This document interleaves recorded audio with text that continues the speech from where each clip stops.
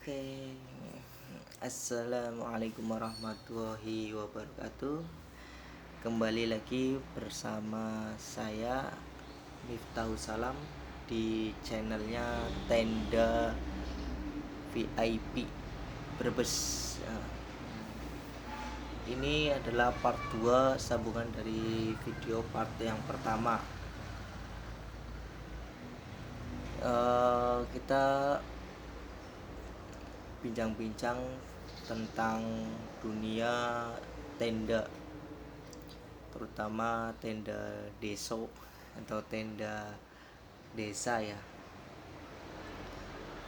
Kebetulan saya tinggal di daerah Brebes, Kecamatan Wanasari, Kabupaten Brebes.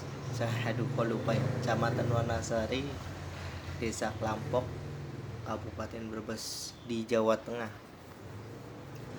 Di sini saya akan membahas tentang bisnis tenda ya. Tentunya tenda dan sound system, tapi kita masih berkutik tentang dunia pertendaan.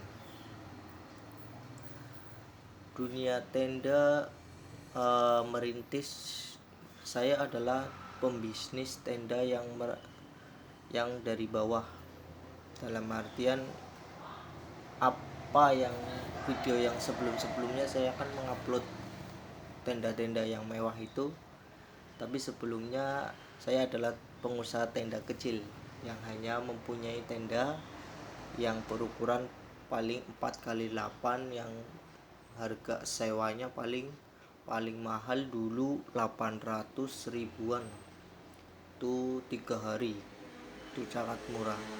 Tapi sekarang mungkin tidak.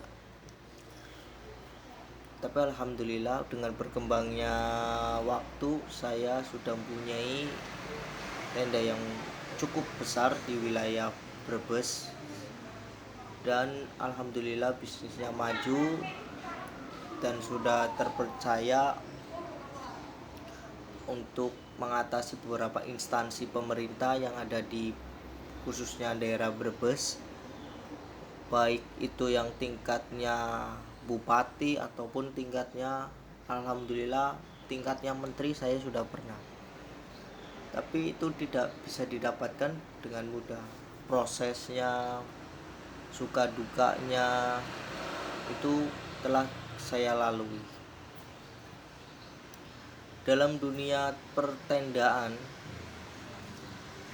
bahwa apabila ini udah merintis, ini saya membahas kalau sudah besar ya, dalam artian sudah tingkatnya seperti saya ya, itu tidak lepas perannya dari apa itu namanya karyawan.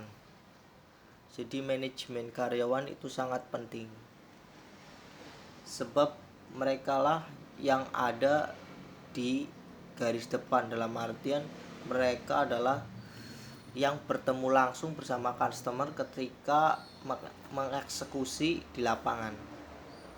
Jadi baik buruknya suatu event organizer ataupun bisnis tenda itu bisa terletak di karyawan.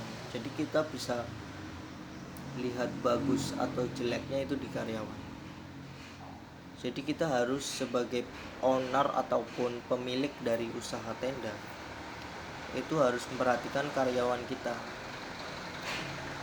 baik dari attitude-nya, cara bicaranya, dan bagaimana dia menyesuaikan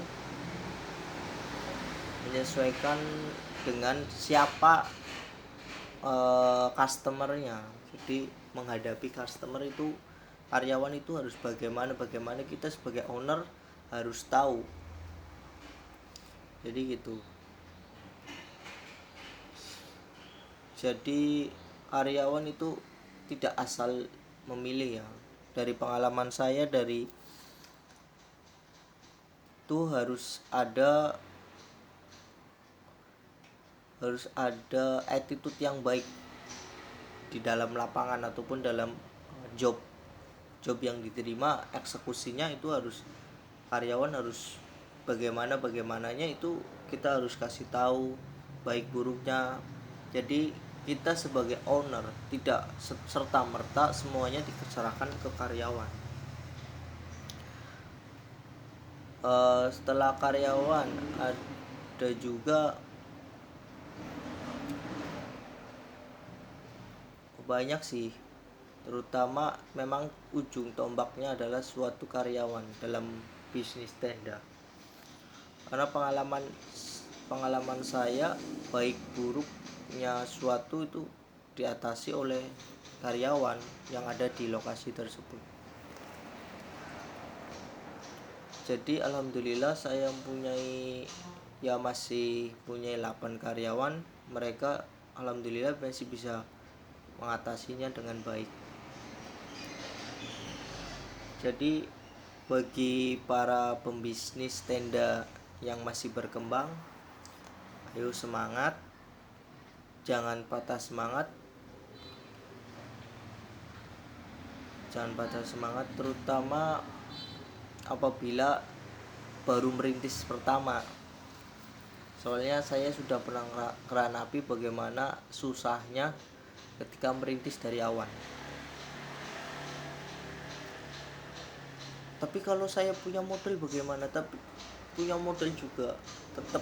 Contoh, kalian mau bisnis tenda, kalian punya uang langsung besar, mempunyai tenda yang besar, tapi tetap kalian itu dihitung awal, karena pengalaman itu sangat berarti dalam bisnis ini. Bagaimana kita menghadapi situasi tempatnya, bagaimana kita menghadapi customernya, bagaimana cara menghadapi tantangan alam, karena kita musuhnya alam, karena kita di lapangan.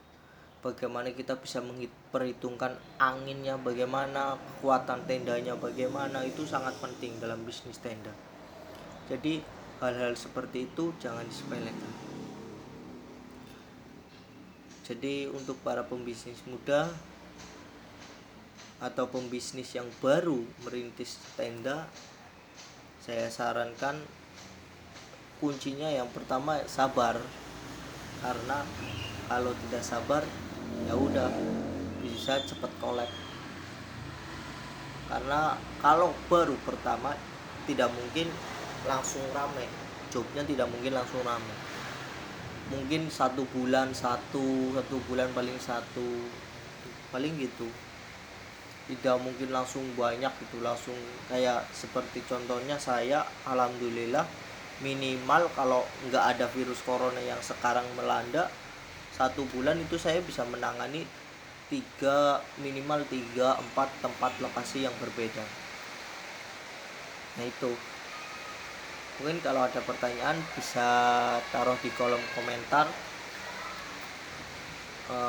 Mungkin itu saja untuk pembahasan kali ini. Nanti kita lanjut part ketiganya.